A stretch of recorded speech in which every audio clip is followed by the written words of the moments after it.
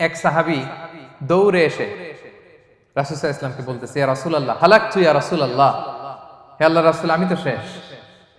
সাহাবী বলতেছে, ইয়া রাসূলুল্লাহ আমি তো শেষ, তো তুমি শেষ, কি হয়েছে তোমার? রাসূল সাল্লাল্লাহু আলাইহি ওয়াসাল্লাম বললেন, ওয়ামা আহলাকাক, তুমি কেন, কি কি সমস্যা? হালাকতু ইয়া রাসূলুল্লাহ লিটারাল মিনিং হচ্ছে, ইয়া রাসূলুল্লাহ আমি তো ধ্বংস হয়ে গেলাম। রাসূল বললেন, কি হয়েছে, কিভাবে ধ্বংস হয়ে গেলাম? তো সাহাবী বললেন, ওয়াকাআতু আলা ইমরাআতি ফি রমাদান, আমি রমাদানের দিনের বেলায় আমার স্ত্রীর সাথে ফিজিক্যাল ইন্টারকোর্স করে ফেলেছি, আমি তো শেষ ইয়া রাসূলুল্লাহ, আমারে বাঁচান। তারপর রাসূল সাল্লাল্লাহু আলাইহি ওয়াসাল্লাম বললেন, হাল তাজিদু মা তা'তিকু রাকাবা, তুমি কি একটা দাস আজাদ করতে পারবে? কাফারার মূল বিধান হচ্ছে দাস আজাদ করা, অথবা 60টা রোজা রাখা, অথবা 60 জনকে খাওয়ানো।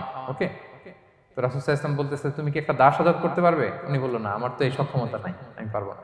তো রাসূল সাল্লাল্লাহু আলাইহি ওয়াসাল্লাম বললেন, ফাহাল তাস্তাতিউ আন তাসুমা শাহরাইনি মুতাতাবিআইন, তাহলে টানা 60 দিন রোজা রাখতে পারবে? বলতেছে, লা ইয়া রাসূলুল্লাহ, এটাও আমি পারবো না, 60 দিন রোজা রাখা আমার পক্ষে সম্ভব না। এরপর রাসূল সাল্লাল্লাহু আলাইহি ওয়াসাল্লাম বললেন, ফাহাল তাজিদু মা তুতঈমু 60 মিসকিনান, তাহলে 60 জনকে খাবার খাওয়াইতে পারবে? বলতেছে, না, এটাও পারবো না।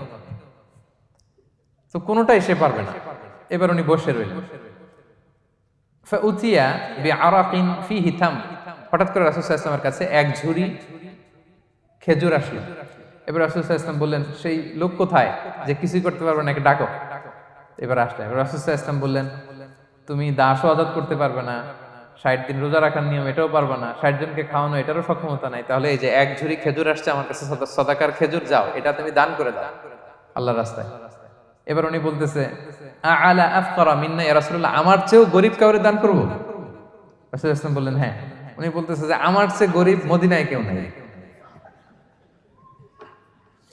উনি বললেন, ফামা বাইনা লাবাতাইহা আহলু বাইতিন আহওয়াজু ইলাইহি মিন্না ইয়া রাসূলুল্লাহ, এই মদিনায় আমার চেয়ে গরীব, মানে এটার প্রতি মুখাপেক্ষী আমার চেয়ে বেশি কেউ আর নাই।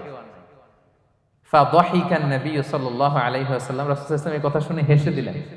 হাত্তা বাদাত আনিয়াবু, রাসূল সাল্লাল্লাহু আলাইহি ওয়াসাল্লামের চোয়ালের দুই পাশের দাঁত দেখা গেল। রাসূল সাল্লাল্লাহু আলাইহি ওয়াসাল্লাম সাধারণত হাসতেন না, দেহেক যেটা এটা খুব কম হাসতেন না, তিনি তাবাসসুম যেটা স্মাইলিং মুচকি হাসতেন, ওটাতে দাঁত দেখা যায়। কিন্তু এই লোকের কাণ্ড দেখে, এই সাহাবী রাদিয়াল্লাহু তাআলা আনহুর কাণ্ড দেখে রাসূল সাল্লাল্লাহু আলাইহি ওয়াসাল্লাম হাসি আর থামে রাখতে পারলেন না। ফাদাহিকান নবী সাল্লাল্লাহু আলাইহি ওয়াসাল্লাম, রাসূল সাল্লাল্লাহু আলাইহি ওয়াসাল্লাম এমন হেসেই দিলেন যে ওনার দাঁত দেখা গেল, এরকম হাসি উনি হাসেন না। এরপর রাসূল সাল্লাল্লাহু আলাইহি ওয়াসাল্লাম বললেন, কি আর করা, যাও, ইযহাব ফাআতঈমহু আহলাক, যাও নিয়ে তোমার ফ্যামিলিতে খাওয়াও।